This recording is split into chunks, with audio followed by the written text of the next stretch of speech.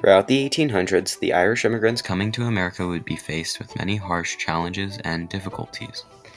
These hardships would influence the rights and responsibilities these immigrants had. Irish immigrants would be discriminated against, leading to them bearing the responsibility of building the nation and the slow process of their integration and the gaining of their rights. This is the story of the rights and responsibilities of Irish immigrants during the mid to late 1800s. Early on, the fight for better opportunities and lives would be a major driving force towards the large Irish immigration during the 1800s. The two largest push factors which forced the Irish to flee Ireland during the 1800s were British imperialism and the Great Irish Potato Famine. In the Great Potato Famine, which lasted from 1845 to 1852, many Irish starved or were forced to leave the country because of the lack of their staple crop, the potato. Britain had control over Ireland from 1801 to 1912 and would persecute the Irish because of their Catholic faith, causing major backlash, with most notably the failed Young Irelander Rebellion of 1848. This push out of the country for greater opportunities and rights would lead to many Irish immigrants settling in America.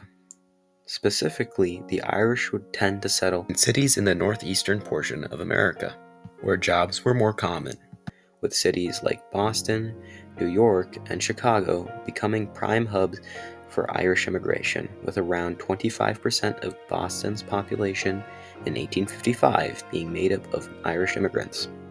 In America, they would find less strife than in Ireland, but this would be met with new struggles and responsibilities that they would have to bear. Despite the idea of more freedom and opportunity, the Irish would be heavily discriminated against due to their Catholic beliefs and would be oppressed, which would force them to bear the societal responsibility of lower-class jobs. Many of the movements of the time, including the nativist movements and No Irish Need Apply movements, would create a large anti-Irish culture in America.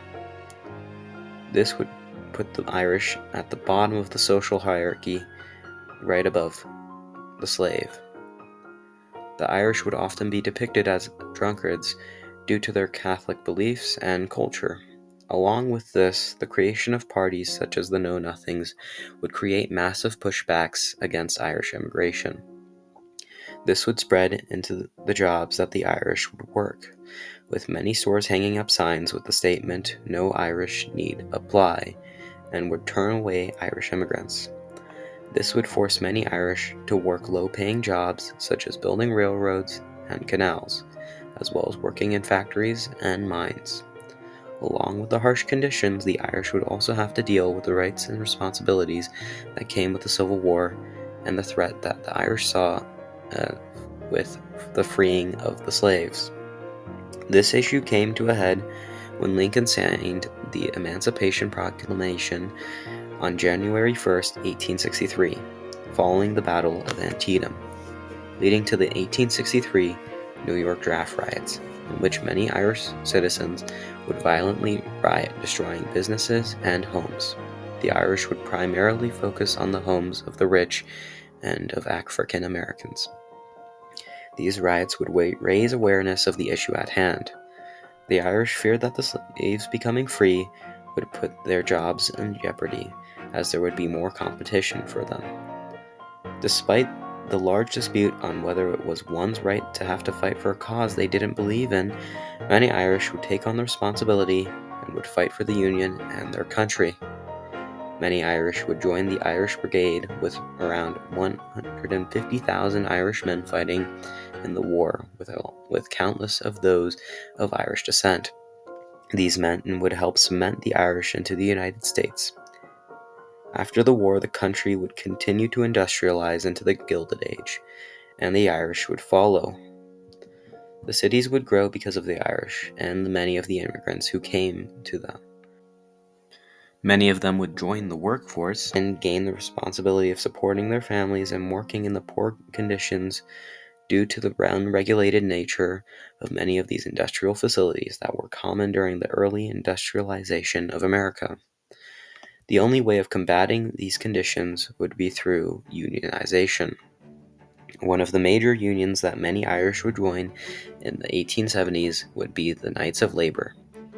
These unions would help give Irish workers and more underprivileged groups a voice through strikes and riots throughout the 1800s, which would help to improve the rights and conditions that these workers would be obligated to.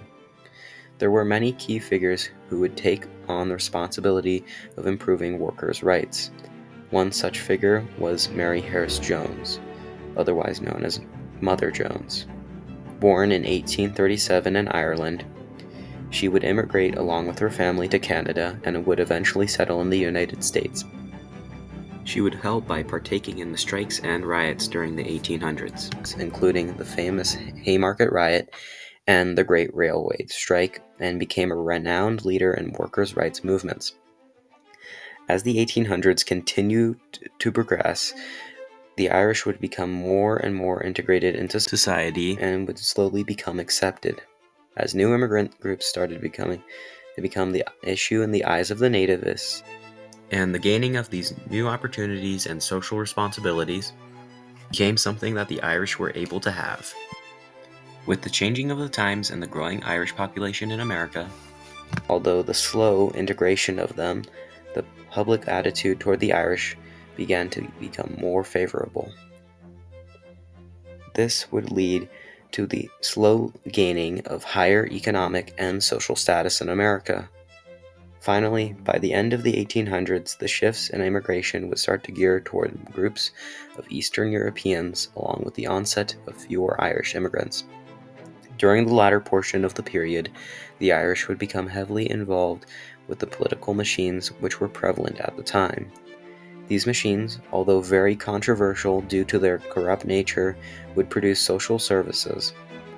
The Irish would also gain power due to the increased rights of the Irish, with figures such as William R. Grace and Hugh O'Brien, who would take on leadership responsibilities of being mayors in their respective cities.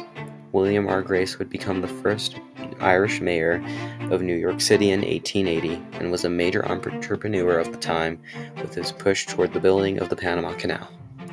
Hugh O'Brien would become the mayor of Boston in 1885 and was well respected for his push towards the betterment of the working class, lessening of taxes, and improvements on city spending. These figures would be the spearhead in the representation of the Irish and would show the improvements and rights and responsibilities that the Irish would hold as the 1800s came to a close.